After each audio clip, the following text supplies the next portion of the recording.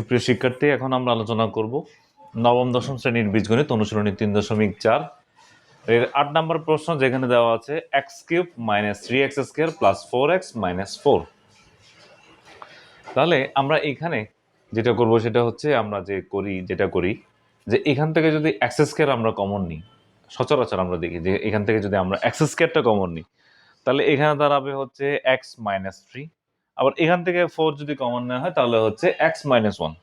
তাহলে আমাদের কিন্তু কমনটা মিলছে না। না মিললে তখন আমরা যে কাজটা করি সেটা হচ্ছে ফাংশন অফ এক্স ধরে করব, সেখান থেকে উৎপাদকটা বের করব, উৎপাদকটা বের করে এটাকে উৎপাদকটা দিয়ে ভাগ করব। তাহলে প্রথমে আমরা লিখছি, ধরি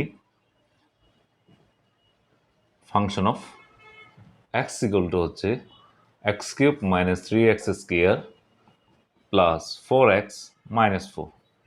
তাহলে এখানে কি ধরলে বা কত বসালে আমাদের শূন্য হবে সেটা আমাদের হিসাব করতে হবে। তাহলে আমরা যদি বলি এখানে যদি আমরা 1 বসিয়ে দেখি, তাহলে 1 বসালে হচ্ছে এখানে হচ্ছে 1, এখানে হচ্ছে -3, এখানে হচ্ছে -4, এখানে হচ্ছে 4। তাহলে 4 আর 1 এখানে যোগ করলে হচ্ছে কত? 5।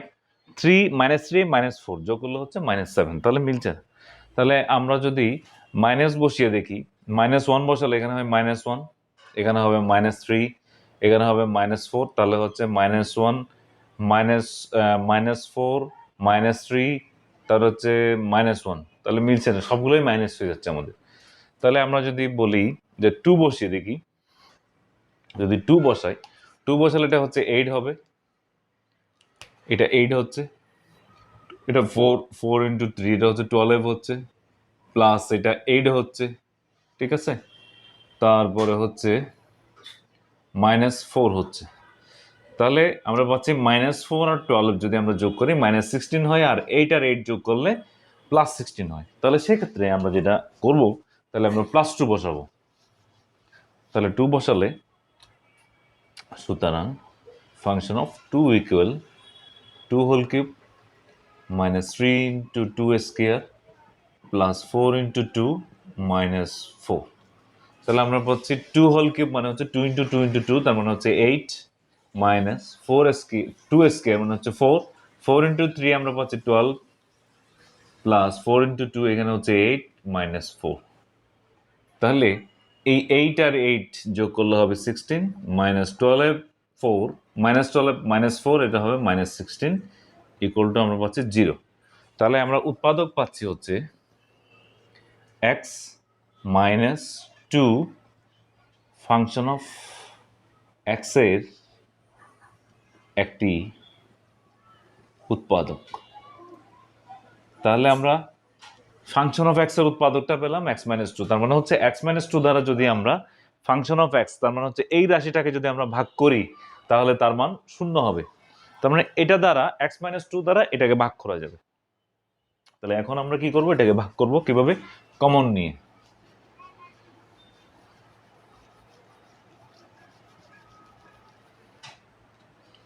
তাহলে এখন আমরা পাচ্ছি x³ - 3x² + 4x - 4 ইকুয়াল যেহেতু আমাদের উৎপাদক দেওয়া আছে x - 2, তাহলে আমরা প্রথমেই x - 2টা বসালাম। বসানোর পরে আমাদের চিন্তা করতে হবে, যেহেতু এখানে x³ আছে, তাহলে x এর সাথে কত গুণ করতে হবে। তাহলে আমরা যদি x² গুণ করি তাহলে আমাদের x³ আসলো। আচ্ছা, -2 এর সাথে x² গুণ করলে -2x² আসে, কিন্তু আমাদের আছে -3x²। তার মানে আমাদের আরো একটা x² লাগবে। সুতরাং আমরা যদি এখানে x - 2 বসাই, তাহলে যেহেতু -2x² আছে, তাহলে আমাদের লাগবে -x²। সেজন্য আমরা কি করলাম, এখানে -x দিলাম। তাহলে -x দ্বারা এটাকে গুণ করলে -x², এখানে হবে -2x², তাহলে হবে -3x²। এই -x দ্বারা -2 কে গুণ করলে হবে +2x, আমাদের আছে +4x, তাহলে আমাদের আরো লাগবে +2x। তাহলে এই জন্য আমরা দিলাম 2 × x - 2। তাহলে এই 2x এর সাথে এই 2x যোগ করলে 4x হয়, এই 2x দ্বারা 2 কে গুণ করলে 4 হয়। তাহলে এখন এই রাশিটাকে গুণ করে আমরা উপরে লিখে দিব x³ - 2x² -x² + 2x + 2x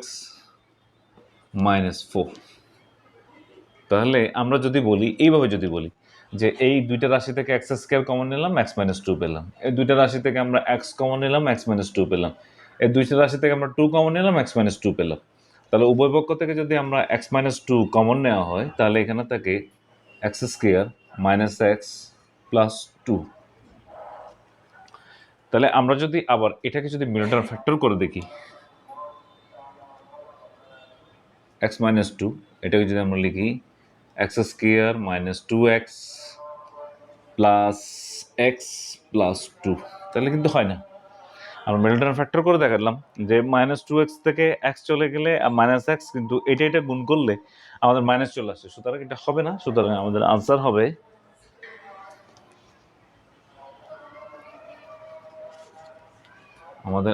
হচ্ছে x minus two into x square minus x plus two.